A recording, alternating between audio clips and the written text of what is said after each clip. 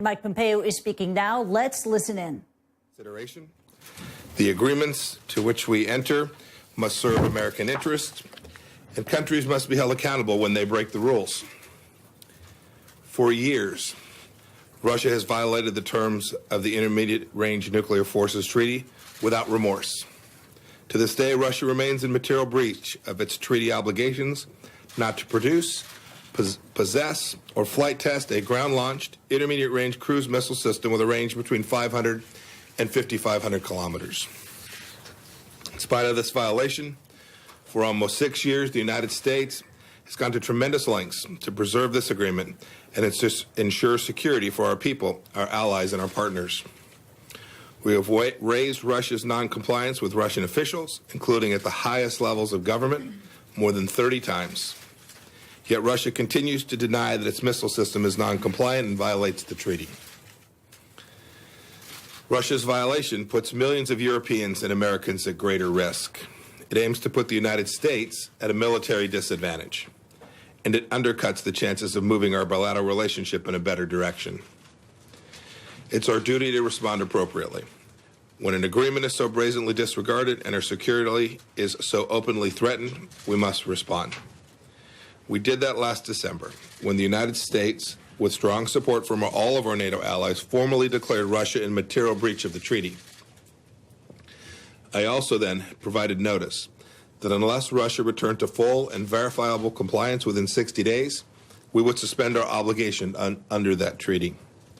We provided Russia an ample window of time to mend its ways and for Russia to honor its commitment.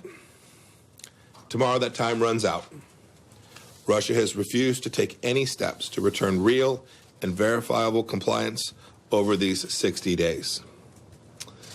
The United States will therefore suspend its obligations under the INF Treaty effective February 2nd. We will provide Russia and the other treaty parties with formal notice that the United States is withdrawing from the INF Treaty effective in 6 months, pursuant to Article 15 of the treaty. Russia has jeopardized the United States' security interest, and we can no longer be restricted by the treaty while Russia shamelessly violates it. If Russia does not return to full and verifiable compliance with the treaty within this 6-month period, by verifiably destroying its INF-violating missiles, their launchers, and associated equipment, the treaty will terminate. Before I close, I want to give a special thanks to our NATO allies who have stood with us in our mission to uphold the rule of law and protect our people. Their solidarity reflects the historical strength and unity of the NATO alliance. Their support is good for our shared security. It's good for transatlantic unity, and it's good for international peace and security. President Trump is grateful for all that you have done. The United States is hopeful that we can put our relationship with Russia back on a better footing. But the onus is on Russia to change course from a pattern of destabilizing activity, not just on this issue, but on many others as well. The United States stands ready to engage with Russia on arms control negotiations that advance U.S. and allied and partner security and are verifiable and enforceable. Must also include all the partners. They must all responsibly comply with their obligations. As we remain hopeful of a fundamental shift in Russia's posture, the United States will continue to do what is best for our people and those of our allies.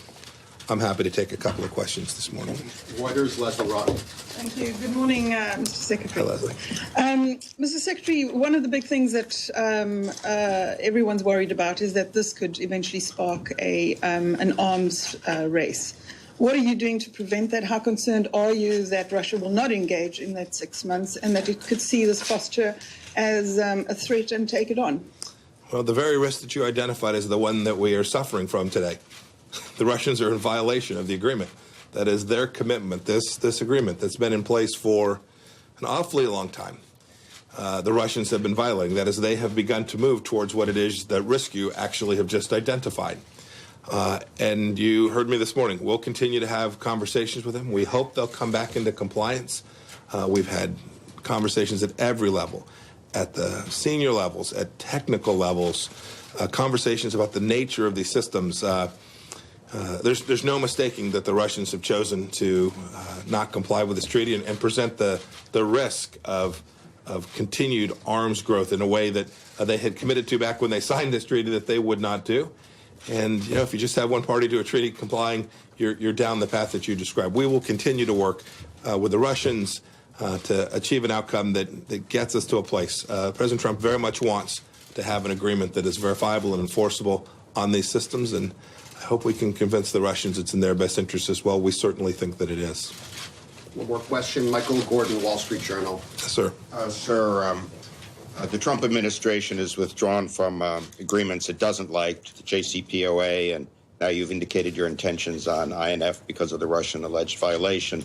But the question is what new agreements can be worked out to take their place. The Russians have said they're prepared to discuss a New START extension. The treaty expires in 2 years, which is not a lot of time if the administration plans to take a new approach. When will the United States be prepared to discuss the future of strategic arms control, and what is your vision of how to go about limiting or reducing the world's most dangerous arms? Yeah, these are incredibly important questions. I would wager to say that President Trump has put this risk of proliferation as his highest American national security interest. And we're endeavoring to do everything we can to ensure that the risks of proliferation, the increase in these massively destructive weapon systems, is diminished. But my God, it does no good to sign an agreement if a party's not going to comply with it. The piece of paper, if it's not being complied with, doesn't reduce the risk. It doesn't take down that threat to the people around the world.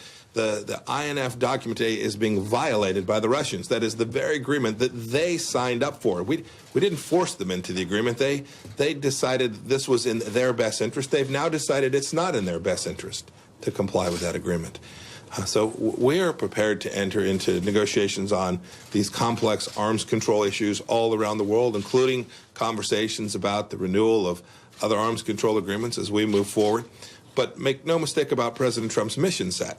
President Trump's mission set is to make sure that any agreement that we entered into has America's best interest. That is, it protects the American people, protects our allies around the world as well, and has provisions that other countries are both capable and willing to comply with and allow us to verify that they have complied with those agreements. Absent that, it's just sitting around a table talking.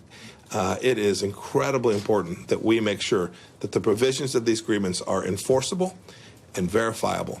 And that's our aim. That's our aim in every set of important arms control discussions that this administration will engage in.